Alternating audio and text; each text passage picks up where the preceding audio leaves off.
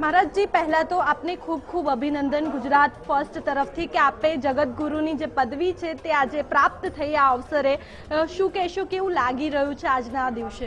भगवान जगन्नाथजीनी 148મી रथयात्राना अवसर पर अमारी आ गादीनी सेवानी परंपरा रहेली छे अने एनी सेवाने निहाळता अमारा रामानंद संप्रदायना सौ संतो महंतोए मळी आज पद प्रतिष्ठा आपी छे।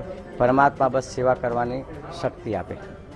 क्यारेक विचार्युं हतुं के आ पदवी आपणने मळशे? विचार्युं तो क्यारेय नहोतुं, पण एनी कार्य थयुं छे। बिल्कुल, आजनी ऐतिहासिक दिवस है रथयात्रा अने आ दिवसे ज आपणने केंद्रीय गृहमंत्री अमित शाहनी पण हाजरी हती, अनेक साधु संतो हता। केवुं लागी रह्युं छे? बस ए तो आपड़ा घेर प्रसंग होय ने जेटला मेहमान वधारे आवे एटलो आपणे वधारे हर्ष थाय। કેટલા આશીર્વાદ ભગવાનના? खूब भगवानना आशीर्वाद छे।